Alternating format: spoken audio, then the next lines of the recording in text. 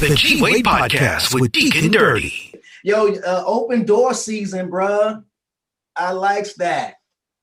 Thanks, man. That's a high I was joint. sitting at home. I couldn't promote it because that was on my album. Yeah. So I was sitting at home, man, with a song out there on radio, and it went to #1 with me doing nothing. I'm sitting at home right here talking on Zooms. And I look up. Oh, open door season go to #1 for 4 weeks on the Billboard charts. Like, come on, Jesus. You know, the record went to #2. Yeah, it was a good season, man. Then I did a song that I wrote looking at the George Floyd situation.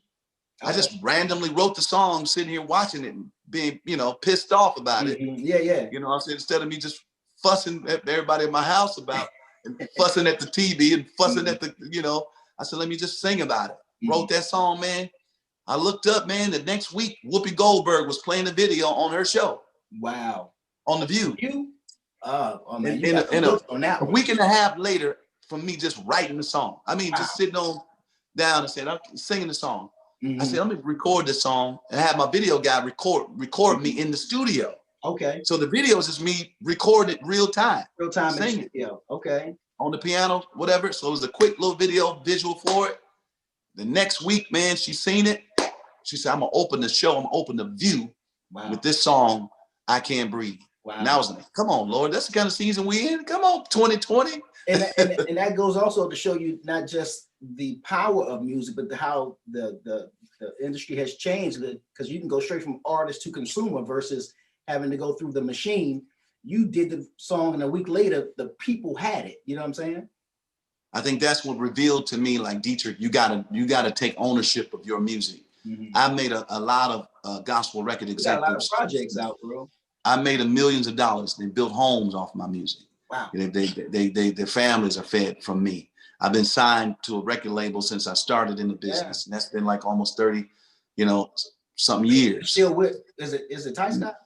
No, I decided to my own label. Okay. And this song that I got coming out is on my own label, Black on Black Entertainment. Okay. Ty Scott is our distributor through Warner Brothers. Gotcha. And we rolling from here. It's complete ownership. I own my masters. Publishing all of it. You know what I'm saying? So from this point on, it's, that's why I need everybody to support anything I put out from this point on. I need you, man.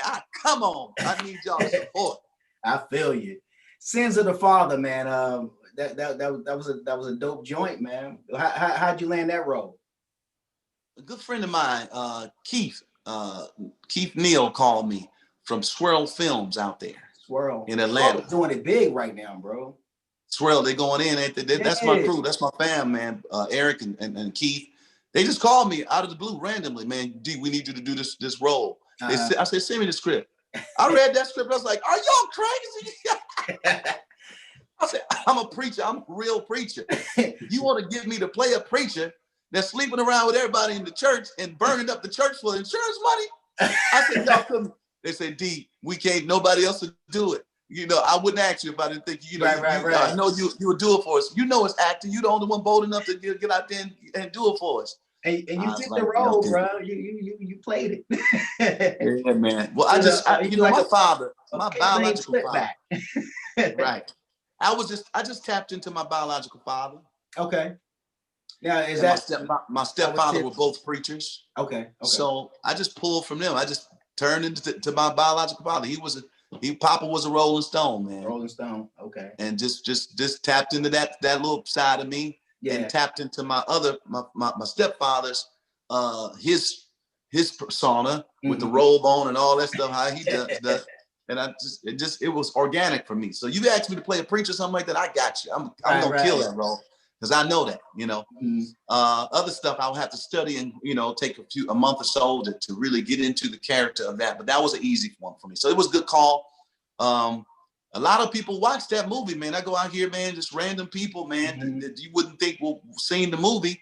They seen it. It's like, you that guy from Sins of the Father, man. That was, you played that role, man. You do that for real? I'm like, no.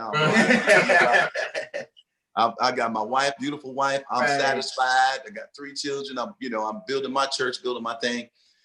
It's amazing how people don't know how to differentiate between the screen and reality. Right.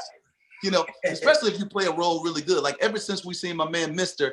on Color Purple, right. Danny Glover, we always said, man, you are no good. I don't care what role you play, man. Every time you see him, you know what I'm saying? Right. I don't care what movie he's in. We see him as Mr. You know? Exactly. Now, did you study acting, man? Because you got the knack for it, man. It's like a natural thing. You know what I'm saying? I did a lot of, man, when I was coming up, I didn't study acting, but I've always acted.